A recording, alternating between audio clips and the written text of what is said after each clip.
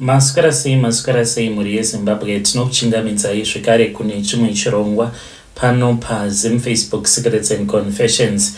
Tadzoka zvekare nemamwe messages. Rekedzoiti batapinda messages edu atadzoka takakubatirai. Message yekutanga yakamira sekudai so.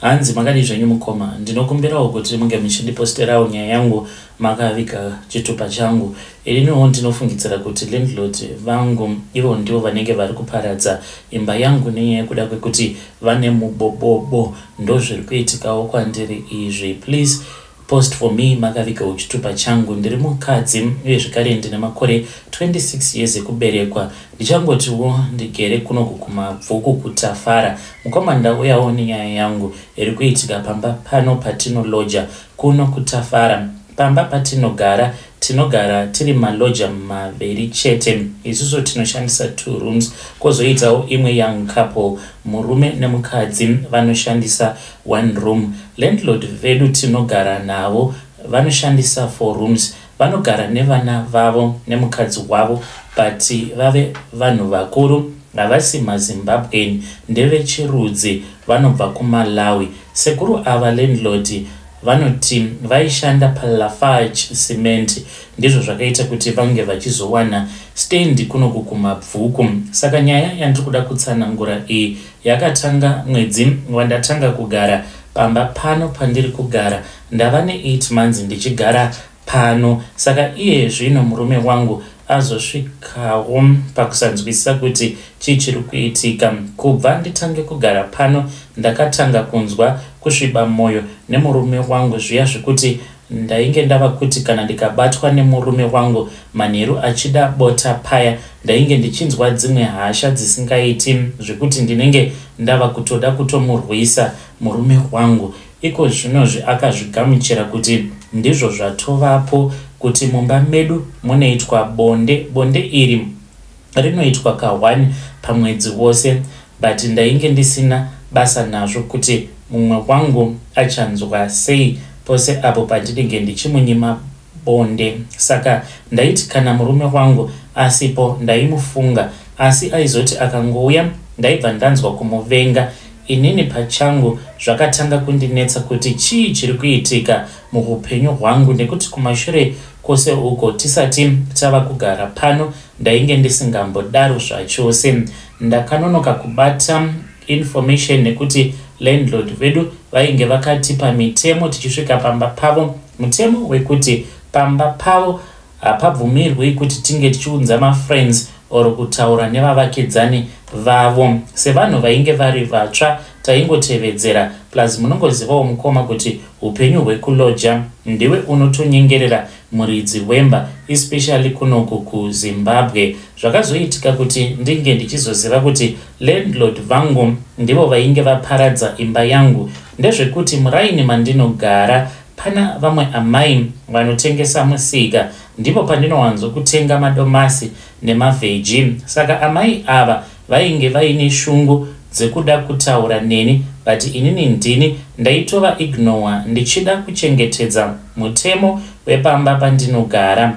Last week ndakazoenda pamusika paamai ava ndichida kutenga maveji. Ndakasvika vasati vapedza kurongedza musika wavo, ndakamira navo about 30 minutes, ndipo pavakazotanga kundibvunza kuti munogara kupi nhai mai nini. Ndikati ndinogara kwaNhingi, ndichireva zita ralandlord vangu. Mai vaya ndipo pavakanditi, oh, ndimi muri apo pasekuru paya pasingagari maloja paya. Sekuru vaya vakaromba chete, nekuti zvinoitika pamba pavo pakauya mukadzi nemurume vachiloja vanobva pamba ipapo vanetsana chete, kana kuti imba yavo inozotosvika pakutoparara, nekuti sekuru vane mushonga wemubobobo, hapana asingavazivi mbiri yavo muraini muno.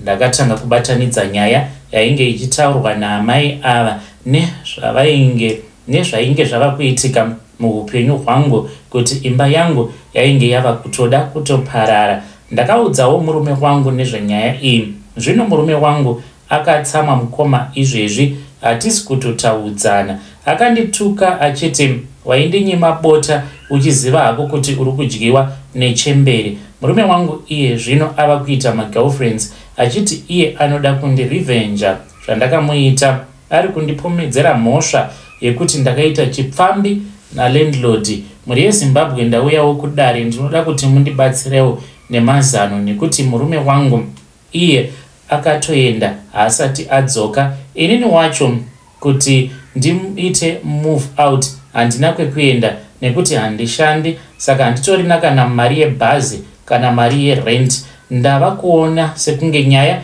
yaitaurwa namai ava kuti ichokwadi nekuti imba yangu yatoparadzwa nekuda kwalandlord ava. Chimwe chinhu chandakaona kubva titange kugara pamba pasekuru ava, kubasa kwemurume wangu mari yainge yava kusabatika zvachose mumba. Ngomana ndiyo situation yandakatarisana nayo muupenyu hwangu. Ndinokumbirawo kana paine vane mazano ndodii nekuti ndava Norway handina kwekuenda. Murume wangu anoita sekunge akatondiramba. Muri yeZimbabwe ndo message iyo yandakatumidzirwa ichibva kuna vanzvadzi vedu. Ngatizamei kuti tinge tichitaura navo vanzvadzi vedu ava. Ndabva ndarangarira imwe nyaya yandakambotumidzirwa nevamwe mukoma vachiti ivo vakarara nemukadzi wemurungu wavo weganda jena, hanzi vakamurara nemubobobo. Zvakangooma hazvo veduwe. Let us try to speak with her in the comment section. Regedzai tibva taenda panyedu inotevera. Nyedu inotevera yakamera sekudai so. Hanzi mukoma makadii zvenyu? Ininiwo ndiri mudzimai uye zvakare ndine makore 34 years ekuberekwa. This happened 10 years ago. Ndava nemakore 10 kubva zvandakatorerawo umwe mukadzi murume wake. I was still just a young girl pazvakaitika. I had never been married. Nemurume wangu tine vana vaviri, but I feel so bad nezvandakaita, but ndakabatsirwa natete vangu vekwamutare. So this man started staying in the same building that my auntie was staying. Ndakaenda kuya ndakatoona kutoti he was a cute guy zvake, saka ndainge ndisati ndaziva kuti iye akatoroora ende anogara nemukadzi wake. Saka ndakati ndichipinda muapartment matete vangu ndikavaudza kuti ndainge ndasangana this other cute guy muelevator who was very handsome. Vakati unomuda here? Ndikaseka ndikati ehe. Vakati well, ndichaita zvinoita kuti muzotanga kudanana. Vane umwe mushonga uyo wavakandipa, vakabva vanditi mushonga uyu kana wava kuenda tichazopfuura nepadhuze nepane dhoo ravo obva wamwaya mushonga. Vainge vasina kundiudza kuti he was a married guy. Vakazoti vava kundiperekedza mukoma, takaenda to that block where this guy stays. Ndobva tano mwaya mushonga, ndobva ndachizodzokera zvangu kumba. All of a sudden this guy ndainge ndava kungosangana naye pose pandaishanyira vatete vangu. Akandisvitsa shoko, akandinyepera kuti he was not married. Ndikabatsira pamuviri. I then found out kuti the guy was married.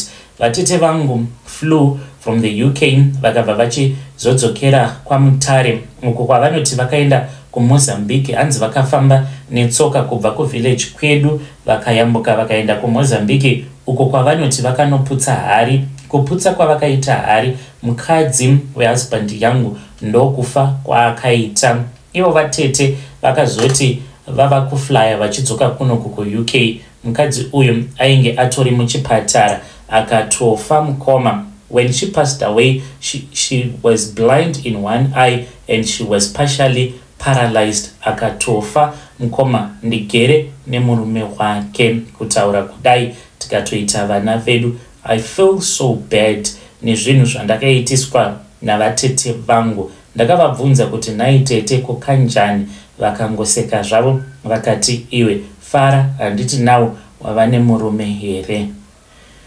Muri yeZimbabwe ndo message iyo yandakatumidzirwa ichibva kuna vanzvadzi vedu avo vari kuti hanzi vanogara kupi kuLeeds kumhiri kwemakungwa. Hanzi izvi ndo zvavakaita navatete vavo. Vakagadzira murume uyu vakamuurayira mudzimai wake. Strange things indeed they do happen in this world. Ngatizamei kuti tinge tichitaura navo. Hanzi I feel so bad nekuda kweizvo zvandakaitiswa navatete, but ivo vanoti vainge vasingazvizivi pakaipa. Rekedzai tibva taenda panyedu inotevera. Nyedu inotevera yakamira sekudai so. Hanzi mukoma makadii zvenyu. Ininiwo ndinogara muno munyika yeSouth Africa. Zvandinoda kuti ndinge ndichikuudzai izvo zvakaitika apo pakafa imwe boyfriend yandainge ndichidanana nayo. Even though ndiri married zvangu, but ndainge ndichichita ndichihurira murume wangu. Kubva ipapo mukoma handina kuzombogara ndakazviita zvekare. Dambudziko randinaro randikudawo kuti mhuri yeZimbabwe munge muchizondibatsira inhau yekuti ndanetswa nemaspiritual husband, ende zvose izvi ndikufungidzira kuti zviri kubva pane izvo zvose zvandakaita parufu nezvandakanzi ndinge ndichiita parufu rwechikomba changu. So inini I got married to the love of my life. Nemurume wangu takaenda tose at the same university. When we graduated, that was when we started sleeping with each other. Ndikabva ndachizobatira pamuviri. My parents, they then encouraged us kuti tinge tichizokasika tachata. Ndakatochata apo pandainge ndine pamuviri. Zvadaro Habi akabva achizowana basa kuno kuSouth Africa. Neniwo ndikazowana basa ndikatevera murume wangu. We are both working professionals. Pane pandakazombodzokera kumusha, and I have this other cousin, sister of mine, who used to go to this other prominent Harare pastor's church. He was very famous when he was still alive, but church yavo yainge ichiri diki zvayo. This guy, he preached, and I liked the way that he used to preach because ndaiwanzo kutumidzirwa ma videos in a cousin sister yangu. So this cousin of sister of mine, she was 19 years old. Zvakatanga kuitika, she was a youth leader. Saka ndakazoenda kuya kuchurch. Then after church pane apo paakazonzi naamai mufundisi aifanira kuti ange achizouya kumba kwavo. Ndakabva ndachizomuperekedza because ndainge ndakabva kuno kuSouth Africa nemotikari yangu. Soon after the church service, we then went to the pastor's house. Tasvika kuya over dinner. Inini navamufundisi takaklika, taingoti kana tikatarisana tose tiri vaviri taingonyemwerera kana kungotanga kungonyarana, and I knew kuti he was in love with me. Neniwo ndainge ndichitovafila vamufundisi. Later on, he then asked for my phone numbers. Mushure mekunge my cousin sister navamufundisi vambosimuka vabva padinner table, pane dzimwe nyaya dzavainge vachitaura. Ndakabva ndachizovapa mafone numbers angu ndokubva tachizotanga kukurukura. By the time pandakazodzoka kunoku kumurume kuSouth Africa navamufundisi tainge tatoonana several times tichienda tichinorara kuma guest house, pamwe pacho tikatomboitira muchurch. Chandainge ndisina kuziva ndechekuti vamufundisi ava vainge vakaromba. Chechi yavo yainge ichiri diki zvayo, but vainge vakarombera chechi yavo iyo yokuti inge ichizokura, inge ichizowana vanhu vakawanda. The unfortunate part that happened was that vakazoenderwa kumasowe enguo tsvuku nehama dzavo, vakaitirwa a go back to sender. Saka vamufundisi vakazobayiwa nenyanga iyo yavakabva nayo kuNigeria. Nyanga iyi yainge ichinzi yaifanira kungogara yakazara neropa. Saka ipapo vainge vabva mukuchekeresa imwe hama yavo, vanhu vakabva vati ngatifambei. Ivo sezvo vainge vari munhu anonamata, vakaramba kufamba nevamwe. Vamwe pavakafamba vakabva vachizoudzwa kuti vamufundisi vainge vakaromba nekuda kwekuti vainge vachida kuti chechi yavo inge ichizowanda vanhu. Zvadaro mukomanashi, inini handina kana chandainge ndichimboziva. Ndainge ndingori murudo navamufundisi ndichiti zvose zviri kundifaira. Ndakadzoka zvekare kuno kuSouth Africa ndichingotaura naHabi wangu be vamufundisi. Apa I was staying with my husband. Unfortunately, back to sender yakasvika ikanovabaya pamoyo, vakabva vachizofa. Vamufundisi vakati vashaika. Iniwo handina kuudzwa nehama dzimwe dzavamufundisi dzainge dzava kundiziva. One day ndakangoona message yainge yakatumidzirwa ichibva kuna amai mufundisi. Vakangoti, mainini ndinokumbira kuti munge muchimbouya kunoku kuZimbabwe, ndinozviziva kuti munofambidzana nemurume wangu. Hana yangu yakarova mukoma. Vakati vainge vatobhuka a flight ticket for me. Ndokubva ndaenda mukoma ndikanokwira ndege ndikaenda kuZimbabwe. Ndichinosvika pamba pavo vamufundisi, apa ndainge ndichitokommunicata navamufundisi, asi ndainge ndisingazvizivi kuti ndainge ndichitaura nemunin'ina vamunini munin'ina wavamufundisi. So vaitotaura neni nemaaudio vachitondiudza kutoti agulezi vako varoda kuti tinge tichigara tose pasi tinge tichiona kuti toita sei nerelationship yedu. Izvo amai mufundisi vaitodana nawo nabamunini munin'ina wavamufundisi vaitozviziva kuti vamufundisi rainge riri hure. Ndasvika paya ndobva ndatoona kutoti pamba pavamufundisi painge pakawanda vanhu.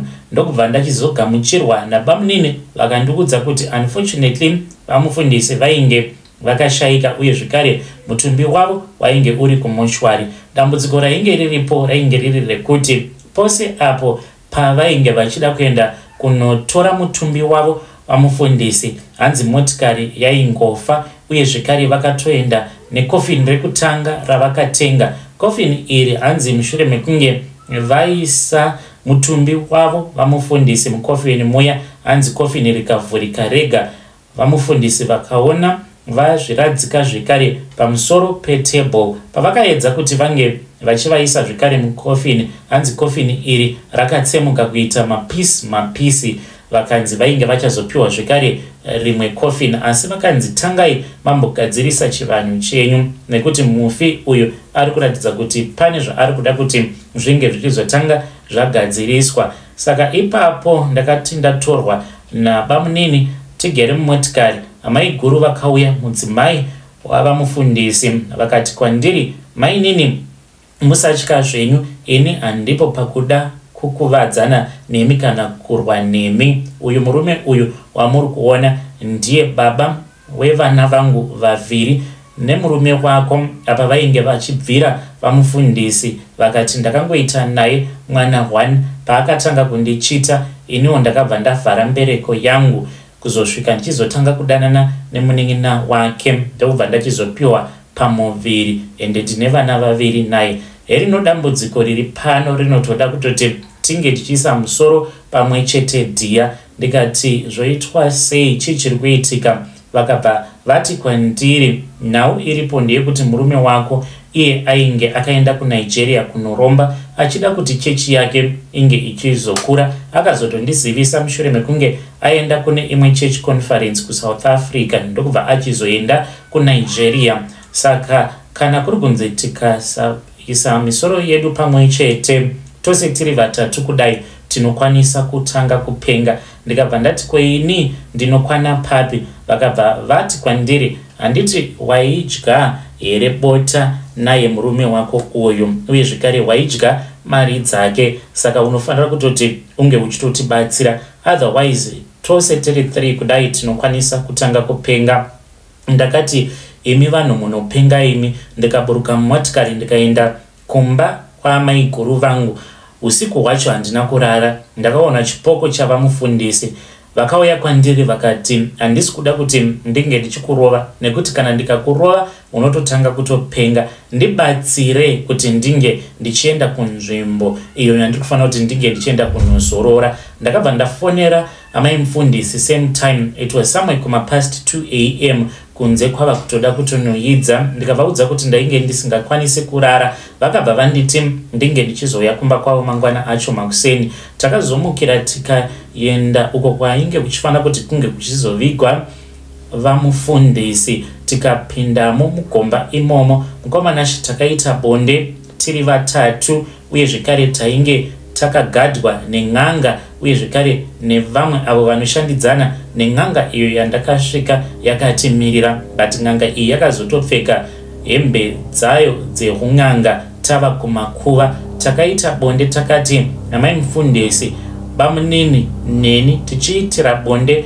mugomba imomo umo makazoradzikwa vamufundisi. After tapedza kuita bonde ndo pakazoenda pakanotorwa mutumbi wavo vamufundisi.